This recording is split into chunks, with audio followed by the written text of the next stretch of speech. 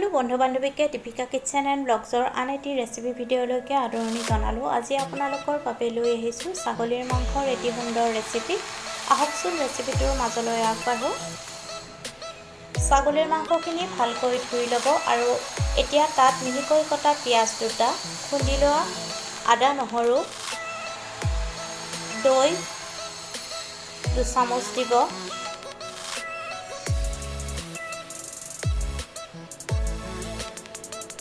সোৱাদমতে নিমখ দিব।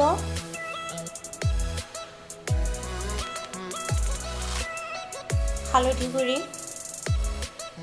Kashmiri red chilli powder আধা চামুচ, জিৰা গুড়ি আধা চামুচ,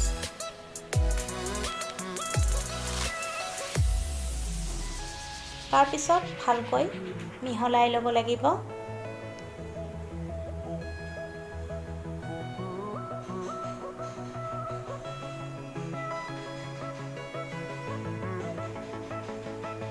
ভালকৈ মিহলাই লোৱা হোৱাৰ পিছত ঢাকনি লগাই আধা ঘণ্টা ঢাকি ৰাখিব লাগিব। আধা ঘণ্টা পিছত কেৰাহী গৰম হ'বলৈ দিব আৰু গৰম হ'লে সৰিয়হৰ তেল দি দিব আৰু গোটা জিৰা, ইলাচি, লং, ডালচেনিখিনি দি দিব আৰু সানি লোৱা মাংসখিনি দি দিব লাগিব। এতিয়া লৰাই 10 মিনিটমান সময় ভাজিব লাগিব।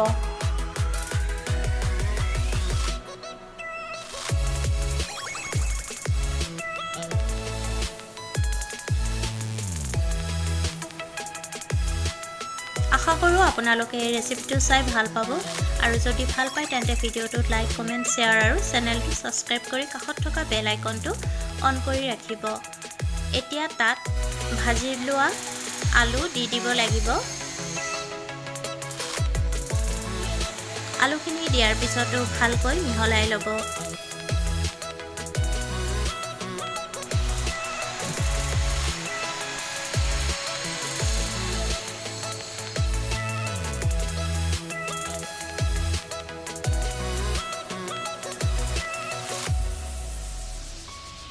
ভালকৈ ভাজি যেতিয়া মাংসখিনিৰ পৰা ধুনীয়া গন্ধ বাহিৰ হ'ব তেতিয়া তাত জোখমতে গৰম পানী দি দিব লাগিব।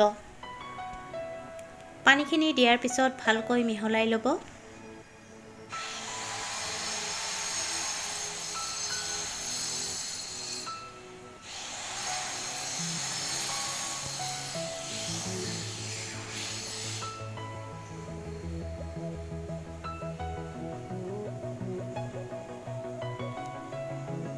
আৰু জোলখন ভালকৈ উতলিবলৈ দিব লাগিব। ঢাকনিখন লগাই দিব আৰু ঢাকনি লগাই 15 মিনিট সময় উতলাব লাগিব।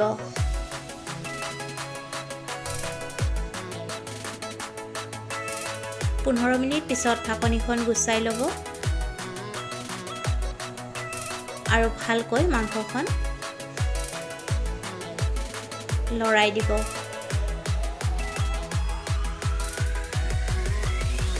এতিয়া তাত ঘৰতে গুড়ি কৰি লোৱা গৰম মছলা গুড়ি দি দিব লাগিব। ইয়াতে ইলাচি, লং, ডালচেনি শুকানে ভাজি গুড়ি কৰি লোৱা হৈছে। মছলাখিনি দিয়াৰ পিছত ভালকৈ মিহলাই ল'ব আৰু পুনৰ ঢাকনিখন লগাই দিব 5 মিনিটৰ কাৰণে।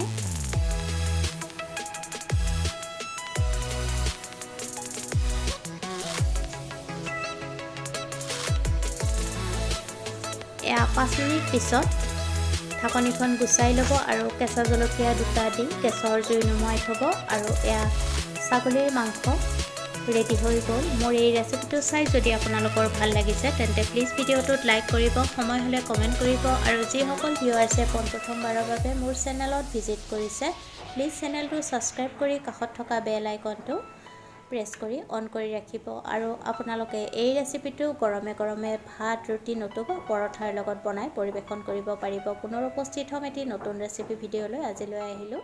ধন্যবাদ।